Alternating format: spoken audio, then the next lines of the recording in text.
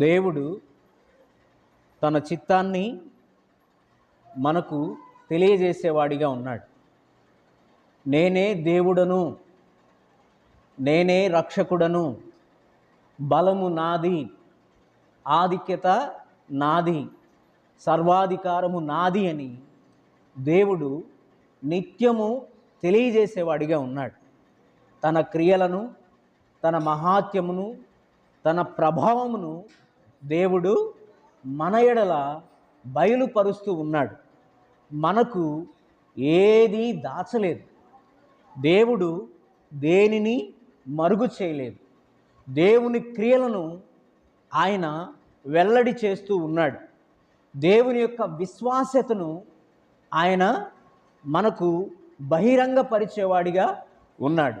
ఆయన మాటల ద్వారా ఆయన దేవుడు అని తెలుసుకోవడానికి దేవుడు మనకు తెలివినిచ్చిన వాడిగా ఉన్నాడు. కాబట్టి ఆలోచన ఇచ్చిన వాడిగా దేవుడు ఉన్నాడు.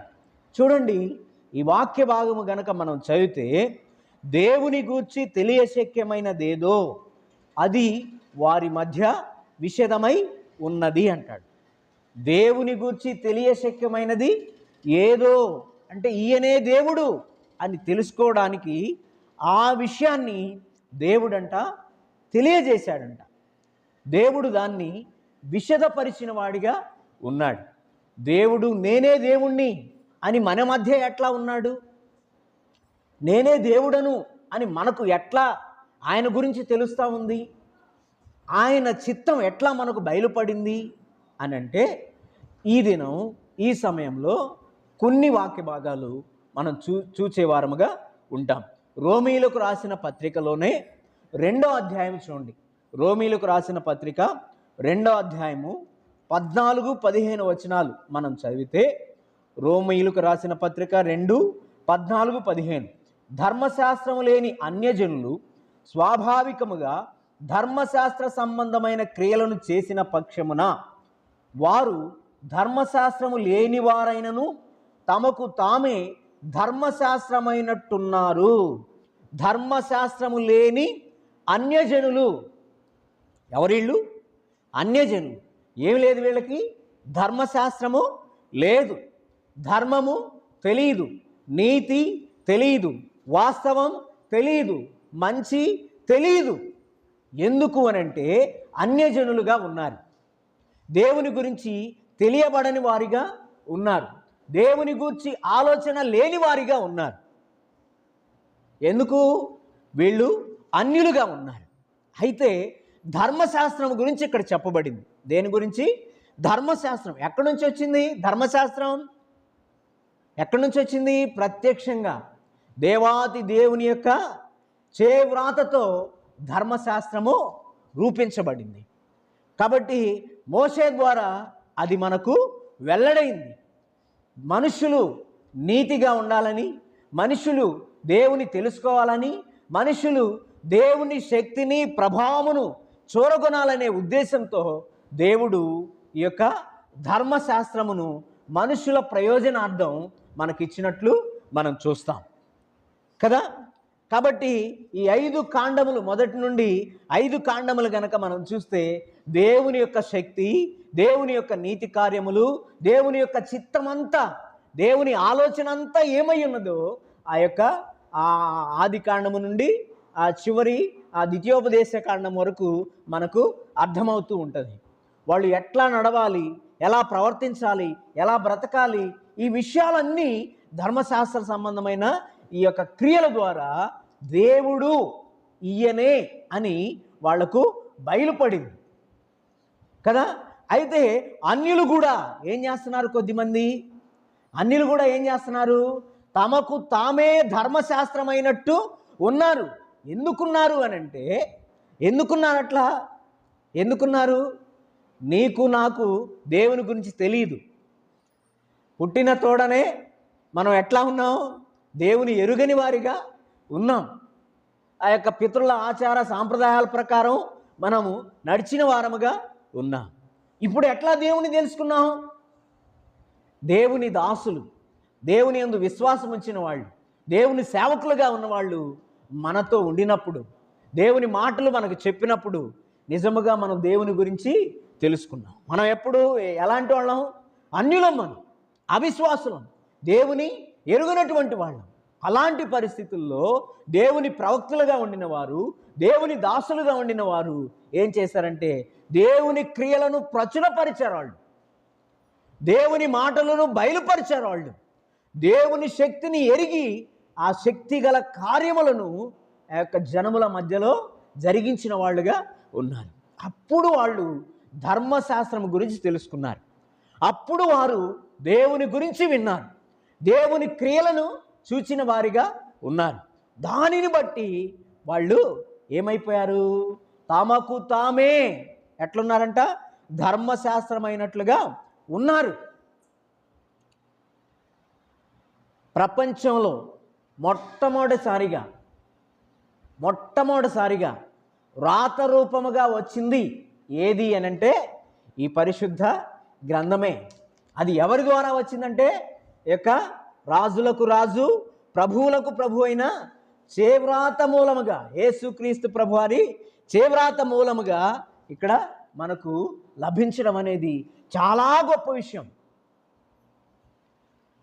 దేవుడంట తెలియని సందర్భాల్లో తమ మార్గముల యందు వారిని నడవనిచ్చాడంట. కానీ తగిన కాలములో మనుషులలో దేవుని కార్యము ఆయన జరిగించినట్లు మనం చూస్తాం. ఎట్లా జరిగించాడు? ధర్మశాస్త్రాన్ని ఇచ్చి మనుషులకు ఆయన కార్యములను తెలియజేసిన వాడిగా ఉన్నాడు. కాబట్టి మనుషులు నీతిగా ఉంటున్నారు అనంటే, మనుషులు మంచితనము ఇంకా ఉంది అనంటే దానికి మూలం, దానికి ఆధారం ఏంటి అనంటే ఈ పరిశుద్ధ గ్రంథము మాత్రమే. కాబట్టి ఈ ధర్మశాస్త్రం ఎట్లాంటిదంట? రోమీలకు రాసిన పత్రికలోనే 7వ అధ్యాయంలో చెప్తాడు ఈ పరిశుద్ధ గ్రంథము గురించి. పరిశుద్ధమైనది, నీతి కలిగినది, ఉత్తమమైనది, శ్రేష్టమైనది, ఆత్మ సంబంధమైనది అని చెప్తాడు.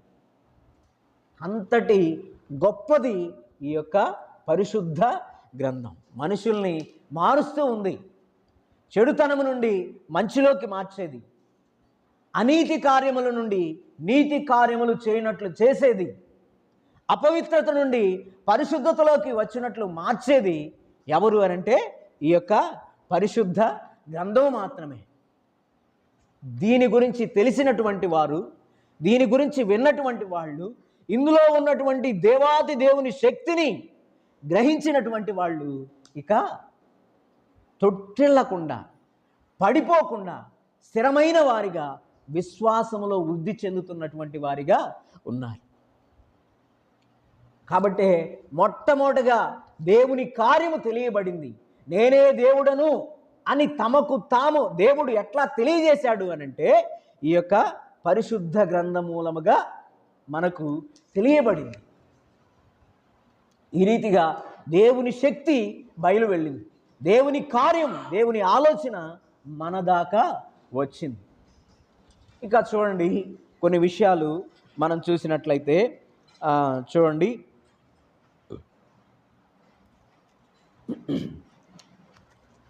యోబు పుస్తకం,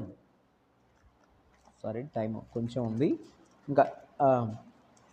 అపోస్తలుల కార్యములు 14వ అధ్యాయం. అపోస్తలుల కార్యములు 14వ అధ్యాయం చూడండి, 17వ వచనం. అపోస్తలుల కార్యములు 14:17. అయినను ఆయన ఆకాశము నుండి మీకు వర్షమును, ఫలవంతములైన ఋతువులను దయచేయుచు, ఆహారము అనుగ్రహించుచు, ఉల్లాసముతో మీ హృదయములను నింపుచు, మేలు చేయుట చేత తన్ను గూర్చి సాక్ష్యము లేకుండా చేయలేదని బిగ్గరగా చెప్పిరి. తన్ను గూర్చి సాక్ష్యము లేకుండా చేయలేదంట దేవుడు. ఎప్పటి నుండి? ఆది కాలము నుండి ఇప్పటి వరకు, ఇంకా ముందు తరముల్లో కూడా దేవుడు ఏం చేస్తున్నాడు? తనను గురించి సాక్ష్యము లేకుండా ఆయన చేయలేదంట. నేనే దేవుడను అని సర్వలోక జనాంగమునకు ఏం చేస్తున్నాడు? ఆయన తెలియజేసేవాడిగా ఉన్నాడు. తనను గురించి సాక్ష్యం ఇచ్చేవాడిగా ఉన్నాడు. తనను గురించి రుజువు చేసేవాడిగా ఉన్నాడు. దేవుళ్ళు దేవతలు అనబడిన వాళ్ళు ఉన్నారు, కానీ సాక్ష్యము రుజువు చూపించిన వాడు మన దేవుడు, మన రక్షకుడు. ఎలా చూపించాడంట? ఆయన ఆకాశం నుండి ఏం కురిపిస్తున్నాడు? మీకు వర్షమునిస్తా ఉన్నాడు. ఎవరైనా వర్షం ఇచ్చేవాళ్ళు ఉన్నారా? మనుషుల ద్వారా అది సాధ్యమవుతుందా? ఎవరి ద్వారా సాధ్యం కాదు. అది వర్షము కురిపించబడాలి అని అంటే అది దేవుని ద్వారానే సాధ్యం, ఇంకెవరి ద్వారా సాధ్యం కాదు. ఫలవంతములైన ఋతువులు. ఏ ఋతువులు? ఫలవంతమైన ఋతువు. ఎన్ని ఋతువులు ఉన్నాయి మనకి ఎన్ని కాలాలు ఉన్నాయి? మన దేశంలో ఎన్ని కాలాలు ఉన్నాయి? ప్రాముఖ్యంగా ఇప్పుడు ఏ కాలం ఇది? ఏ కాలం? చలికాలమా? ఎండాకాలం కదా, ఎండాకాలం దగ్గరకు వచ్చాం. చలికాలం, ఇంకోటి వానాకాలం కదా. ఇట్లా అంటే ఈ కాలాలు వస్తున్నాయి అంటే మనుషులు సృష్టిస్తున్నాడా? మనిషి వల్ల సాధ్యమవుతుందా? నువ్వు ఆగిపో, చలికాలం నాకు చలిగా ఉంది, నాకు కొంచెం వెచ్చదనం కావాలి, ఎండాకాలం కావాలంటే అది మనకు సాధ్యమవుతుందా? ఎంత మాత్రం సాధ్యం కాదు. ఫలవంతములైన ఋతువులు ఎందుకు ఇస్తున్నాడు తెలుసా? మనకు ఆహారం కావాలంటే ఏం కావాలి? ధాన్యం కావాలిగా, పంటలు కావాలిగా. కాబట్టి వర్షాన్ని ఇచ్చేవాడిగా ఉన్నాడు. తగిన కాలమందు ఆయన ఋతువును తీసుకొచ్చేవాడిగా ఉన్నాడు. ఎందుకోసం? మన కోసం, మన పోషణ కోసం. మనం ఆయన్ని చూడాలి, ఆయన్ని తెలుసుకోవాలి, ఆయన కార్యం మనలో జరగాలని ఆయన ఏం చేస్తున్నాడు? మనకు తన గురించి రుజువుపరిచేవాడిగా ఉన్నాడు, రూఢీపరిచేవాడిగా ఉన్నాడు. ఆయన గుర్తింపుని మనకు ఇచ్చేవాడిగా ఉన్నాడు. కాబట్టి అక్కడ చూడండి, ఆకాశము నుండి మీకు వర్షమును ఫలవంతములైన ఋతువులను దయచేయచ్చు, ఆహారము అనుగ్రహించు, ఉల్లాసముతో మీ హృదయములను నింపుచు. ఎట్లా నింపాడు? ఐగుప్తు నుండి వాళ్ళు కానానుకు నడిచి వస్తుంటే పంటలు పండించారా 40 సంవత్సరాల వాళ్ళు? మరి కాలువలు ఏమైనా తీశారా? విత్తనాలు ఏమైనా నాటారా? మరి ఎట్లా వాళ్ళు పోషించబడ్డారు? ఎలా పోషించబడ్డారు? ఆకాశం నుండి ఆయన మన్నా కురిపించాడంట. చూసారా? వాళ్ళకు మన్నా కురిపించాడు, మనకు వర్షాన్ని ఇస్తున్నాడు, ఫలవంతములైన ఋతువులు, కాలాలు ఇచ్చాడు మనకి. కాబట్టి ఏ కాలంలో ఏ పంట పండాలో ఆ పంట మనకు ఎట్లా వస్తుంది? సమృద్ధిగా వస్తుంది. మన ద్వారా సాధ్యమవుతుందా ఈ కాలాలను ఆపడం? కాలాలని ఆపి లేకపోతే మరలా రప్పించడం మన సాధ్యమవుతుందా? ఎంత మాత్రము కాదు. దేవుడు మాత్రమే ఇది చేయగలడు. దేవుడు అధిక శక్తి సంపన్నుడు, అధిక బల సంపన్నుడు. ఆయన బాహుబలాతిశయము ఆయనది. కాబట్టి ప్రతి ఒక్కడు ఆయన్ను చూడాలి. మనకు మేలు చేసేది, మన హృదయమును ఉల్లాసముతో ఉత్సాహముతో నింపేది ఒక్క దేవుడు మాత్రమే. దీనిని బట్టి దేవుడు నేను ఎవరికీ దూరస్తులను కాను, నేను ఎవరికీ తెలియబడని వాడను కాను, నేను అందరికీ తెలియబడాలి, నేనే దేవుడను, నేనే రక్షకుడను, నేనే పాప విమోచకుడను అని సర్వయుగములలో సర్వకాలములలో ఆయన గురించి దేవుడు ఏం చేస్తున్నాడంట? సాక్ష్యమిస్తూ ఉన్నాడు. ఆ మాట చూడండి, ఉల్లాసముతో మీ హృదయములు నింపుచు మేలు చేయుట చేత తన్ను గురించి సాక్ష్యము లేకుండా చేయలేదు అని బిగ్గరగా వాళ్ళు చెప్పారు. మొట్టమొదటిగా దేవుడు అనే సాక్ష్యానికి ధర్మశాస్త్రం రుజువైతే ఆ తర్వాత ఏంటంట? కాలాలు కదా, పరిశుద్ధ గ్రంథం. ఇంకా కొన్ని విషయాలు చూడండి. ఆ 17వ అధ్యాయం, అపోస్తలుల కార్యములు 17వ అధ్యాయము 17, 27, 17, 27, 26, 27 కలిసి ఉన్నాయి. మరియు యావత్ భూమి మీద కాపురముండుటకు ఆయన ఒకని నుండి ప్రతి జాతి మనుషులను సృష్టించి వారు ఒకవేళ దేవుని తడవులాడి కనుగొందురేమో అని తన్ను వెదకు నిమిత్తం నిర్ణయ కాలములను వారి నివాస స్థలముల యొక్క పొలిమేరలను ఏర్పరచెను. ఆయన మనలో ఎవనికి దూరముగా ఉండువాడు కాడు. ఎవరికి కూడా దేవుడు దూరంగా ఉండేవాడు కాడు. ఆయన గురించి సాక్ష్యం ఇస్తా ఉన్నాడు, ఆయన గురించి వివరణిస్తున్నాడు, ఆయన గురించి విశదపరిచేవాడిగా ఉన్నాడు. ఆయన ఎవ్వరికి దూరముగా ఉండేవాడు కాడు. ఎందుకు తెలుసా? యావత్ భూమి మీద ఒక్క మనిషి నుండి అనేక జాతుల మనుషులను ఆయన సృష్టించాడు. ఇంకా ఏం చేస్తున్నాడు? నిర్ణయ కాలమును నియమించిన వాడిగా ఉన్నాడు. తనను వెదకు నిమిత్తం, ఎవరిని వెతకాలని? తనను వెదకాలి అని, తనను కనుగొనాలని, తనను హెచ్చించాలనే ఉద్దేశంతో, తన నామం ఘనపరచబడాలి తరములలో అనే ఉద్దేశంతో దేవుడు ఏం చేశాడంటే మనుషులకు నిర్ణయ కాలం నియమించిన వాడిగా ఉన్నాడు. ఏమి నియమించాడు? నిర్ణయ కాలం. నిర్ణయ కాలం అంటే ఏందో తెలుసా?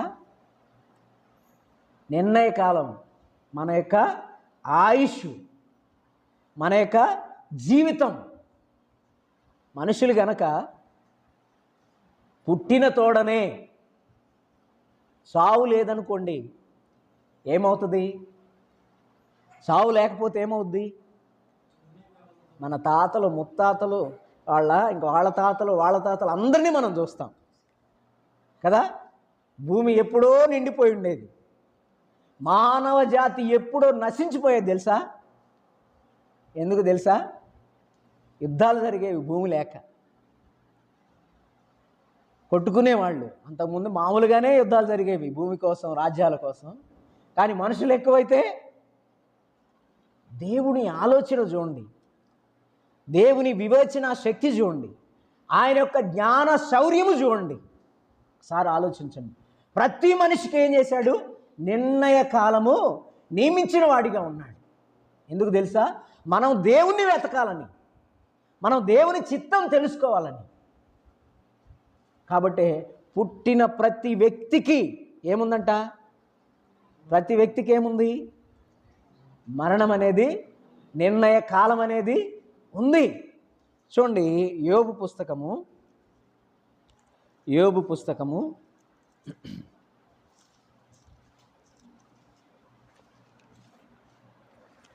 12వ అధ్యాయము 23వ వచనం. 12:23. జనములను విస్తరింపజేయును, నిర్మూలము చేయును, సరిహద్దులను విశాలపరచును, జనములను కొనిపోవును. ఏం చేస్తాడు దేవుడు? ఏం చేస్తాడంటే ఆయన మాట చూడండి, ఎంత చక్కగా రాశాడు భక్తుడు. జనములను విస్తరింపజేస్తాడు, జనములను నిర్మూలన చేస్తాడు. సరిహద్దులు విశాలపరిచేది ఆయనే, జనములను కొనిపోయేది కూడా ఆయనే. కాబట్టి మనిషి స్థిరంగా ఉంటున్నాడు ఇక్కడ, మనిషి శాస్త్రంగా ఉంటున్నాడు ఇక్కడ. పుట్టిన ప్రతి ఒక్కరికి నిర్ణయ కాలం అనేది ఉంది. ఏం చేస్తున్నాడు దేవుడు? నిర్మూలన చేస్తున్నాడు. ఆయన పుట్టిస్తున్నాడు, ఆయనే ఏం చేస్తున్నాడు? తిరిగి తన దగ్గరకు తీసుకునేవాడిగా ఉన్నాడు. కాబట్టి జనములను విస్తరిస్తాడు, జనములను నిర్మూలిస్తాడు, జనములను కొనిపోయేది కూడా ఆయనే, సరిహద్దులను విశాలపరిచేది కూడా ఆయన. ఎంత గొప్ప దేవుడు, ఎంత బలమైన దేవుడు. బలమైన కార్యములు దేవునికి మాత్రమే సాధ్యం, ఆయనకు అసాధ్యమైనదంటూ ఏదీ లేదు. నేను శాశ్వత కాలం బ్రతుకుతాను, నేను జీవిస్తాను, నాకు మరణం లేదు అని చెప్పిన వాళ్ళు ఉన్నారు. అందరూ చనిపోయారు, అందరూ మరణించారు. ప్రతి ఒక్కరికి నిర్ణయ కాలము నిర్ణయించబడింది దేవుని ద్వారా. అందరూ కన్ను మూసిన వారే. గొప్ప గొప్ప వాళ్ళు బ్రతకాలని ఆశపడ్డారు. డాక్టర్లు దాన్ని ఎంటే పెట్టుకున్నారు ఏ ప్రమాదం లేకుండా. అయినా కానీ మరణం ఆగిందా? ఆగల. చనిపోయారు వాళ్ళు. ఎందుకు? దేవుడు నిర్ణయించిన కాలంలో ప్రతి ఒక్కడు అంతే. చూడండి 14వ అధ్యాయం అక్కడే, యోబు పుస్తకం 14:5 చూడండి. 14:5 నరుల ఆయుష్కాలము పరిమితి గలది, వారి నెలల సంఖ్య నీకు తెలిసే ఉన్నది. మెంచజాలని వయ పరిమాణం నీవు వారికి నియమించి ఉన్నావు. మెంచజాలని వయ పరిమాణం, మించిపోకూడదు వాని వయస్సు, మించిపోకూడదు వాని ఆయుష్. జీవితం ఎందరికీ ఎంత ఇవ్వాలో దేవుడు అంతే నిర్ణయించాడు. అలాగున దేవుడు ఒక కాలం ఏర్పాటు చేశాడు. మనుషులందరూ మనం కూడా చెప్పుకుంటాం. ఎవరైనా చనిపోయిన వాళ్ళు చూసామనుకోండి, చూస్తే ఏమనుకుంటాం? అది చూసినప్పుడల్లా మనకు కూడా ఒక పాఠం తెలుస్తూ ఉంటుంది. ఏంటి? ఏదో ఒక రోజు నేను కూడా ఆ పరిస్థితికి వెళ్ళాలి, మనం కూడా వెళ్ళాలి కదా అని మాట్లాడుకుంటూ ఉంటారు. ఇది ఎవరు నియమించింది అంటే దేవుడు నియమించాడు. మెంచజాలని వయ పరిమాణం ఆయన మనుషులకు ఇచ్చాడు. అదే నిర్ణయ కాలం. మరి దేవుడు ఉన్నాడా లేదా? మనిషి నేను దేవుణ్ణి, నాకు సావేంటని మనిషి ఎవడైనా అంటున్నాడా? ఏ ఒక్కడు కూడా అంటానికి దేవుని దగ్గర ఆయుష్ ఇవ్వయ్యా, బలహీనత పోగొట్టయ్యా అని ఏం చేస్తున్నారు? వేడుకుంటూ ఉన్నారు అంతే. దేవుడు ఉన్నాడా లేడా? దేవుడు రుజువు చేసుకుంటున్నాడా లేడా? దేవుని తన శక్తి ప్రభావం బయలువెళుతుందా లేదా? కాబట్టి ఏం చేశాడంట దేవుడు? అక్కడ చూడు మరొకసారి 26, 27 మరియు యావత్ భూమి మీద కాపురముండుటకు ఆయన ఒకరి నుండి ప్రతి జాతి మనుషులను సృష్టించి, వారు ఒకవేళ దేవుని తడవులాడి కనుగొందురేమో అని తన్ను వెదకు నిమిత్తము నిర్ణయ కాలములను వారి నివాస స్థలము యొక్క పొలిమేరలను ఏర్పరచరు. ఆయన మనలో ఎవనికి దూరముగా ఉండువాడు కాడు, ఎవ్వరికి దూరముగా లేడు. ఈ తరములో, ఈ యుగములో దేవుడు మన దగ్గర ఉన్నాడా లేడా? దేవుడు మనకు తెలిసాడా లేడా? దేవునిని మనం ఎరిగి ఉన్నామా లేమా? మనకు దూరంగా ఉన్నాడా? మనం ఎరుగలేదా దేవుణ్ణి? మనకు తెలియదా దేవుడు? కాబట్టి దేవుడు తనను గురించి ఏం చేశాడు? మన దగ్గర సాక్ష్యం ఇచ్చుకుంటున్నాడంటే నేనే దేవుడను అని ఆయన ఏం చేస్తున్నాడు? సాక్ష్యం ఇస్తూ ఉన్నాడు. ఎంత గొప్ప కార్యాలు మన పట్ల చేశాడు. మనం ఎంతటోళ్ళం? మన బ్రతుకు ఏపాటిది? మన జీవం ఏపాటిది? మన ఆలోచనలు ఎంతటివి? తృణీకరించబడ్డాం, ఎన్నిక లేని వారముగా ఉన్నాం. లోకంలో మనం అంటే చాలామందికి మనుషులకే లెక్క ఉండదు కదా. అలాంటి స్థితిలో గొప్ప దేవుడు మనల్ని ఏర్పాటు చేసుకున్నాడు. ఇందాకన్నా చెప్పాడు, లాజరు ఎట్లా అంటాడు? ఆ యొక్క రొట్టె ముక్కలు కింద పడితే తిందామని అనుకున్నాడు. ఎన్నిక ఉందా? దగ్గరే ఉన్నాడు, ధనవంతుడి దగ్గరే ఉన్నాడు, చూస్తున్నాడు. కానీ ఒక్కరోజన్నా పెట్టినట్టుందా కదా. కానీ అలాంటి స్థితిలో లాజరు ఎక్కడున్నాడు? చనిపోయి అబ్రహాము రొమ్మున ఆనుకుని ఉన్నాడు. యెహోవా తమకు దేవుడుగా గల జనులు ధన్యులు. ధన్యులంతే. ఎంత ధన్యత మనకి, ఎంత అతిశయమో! దీనిని బట్టి నా దేవుడు నాకున్నాడు, బలమైన దేవుడు ఆయన, తన బాహుబలము చేత నన్ను పట్టుకున్నాడు, నన్ను రక్షించుకున్నాడు. ఆయన రక్షణ నాకు ఇచ్చాడు, ఆయన జీవం నాకు ఇచ్చాడు. నేను ఒకప్పుడు పాపిగా ఉంటే నన్ను ఎన్నుకున్నాడు. నేను ఒకప్పుడు లోకంలో తృణీకరించబడిన వానిగా ఉంటే ఆయన నన్ను పిలుచుకున్నాడు, నాకు పేరు పెట్టాడు, నీవు నా సొత్తు అని. కాబట్టి ఇంత నాకు దగ్గరగా ఉన్నాడు, నాతో ఉన్నాడు దేవుడు. ఆయన ఏకైక కుమారుణ్ణి, ఒక్కగానొక్క కుమారుణ్ణి నా కొరకు పంపాడు దేవుడు. ఆయన ఏం చేశాడు తెలుసా? ఒక్క కుమారుడు ఏం చేశాడు? అది ఆయన చిలకరించాడంట. ఆయన రక్తము ద్వారా మనల్ని ఏం చేశాడు? కడిగాడు, శుద్ధీకరించాడు, పాపము పోగొట్టాడు, దేవునికి సమీపస్తులుగా మనల్ని చేశాడు. దేవుడు మనకు దగ్గరగా వచ్చాడు, మనతో ఉన్నాడు, మనతో కాపురం ఉన్నాడు. ఇది ఎంత గొప్ప విషయం కదా.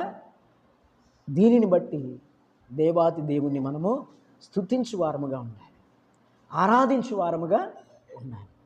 కాబట్టి దేవుడు తన విషయాలన్నీ మన మధ్య విషదపరిచాడు. ఆ మాట చదువుకొని ముగించుకుందాం. రోమా మొదటి అధ్యాయము 19వ వచనం. ఎందుకనగా దేవుని గూర్చి తెలియశక్యమైనదేదో అది వారి మధ్య విషదమై ఉన్నది, దేవుడు అది వారికి విషదపరిచెను. దేవుడు అది వారికి విషదపరిచాడు. దేవుడే విషదపరిచాడు, దేవుడే ఉదాహరించాడు, దేవుడే వివరణ ఇచ్చాడు, దేవుడే తెలియజేశాడు, దేవుడే బహిరంగంగా బయలువెళ్ళజేశాడు. ఎంత ప్రేమ కలిగిన దేవుడు! ఆ ప్రేమ స్వరూపి అయిన దేవుణ్ణి, మన కొరకు రక్తము గార్చి ప్రాణం పెట్టిన దేవుణ్ణి, మనల్ని కడిగి శుద్ధీకరించిన దేవుణ్ణి, తన రాజ్య వారసులుగా చేసినటువంటి ఆ దేవాతి దేవుణ్ణి మన పాపం పోగొట్టడానికి మన శిక్ష యావత్తు ఆయన భరించిన వాడిగా ఉన్నాడు. మన రక్షకుణ్ణి, మన పాప విమోచకుణ్ణి, మనలను ప్రేమించిన వానిని మనం స్తుతించి ఆరాధించు వారముగా ఉందాం. దేవుడి మాటలు దీవించుగా.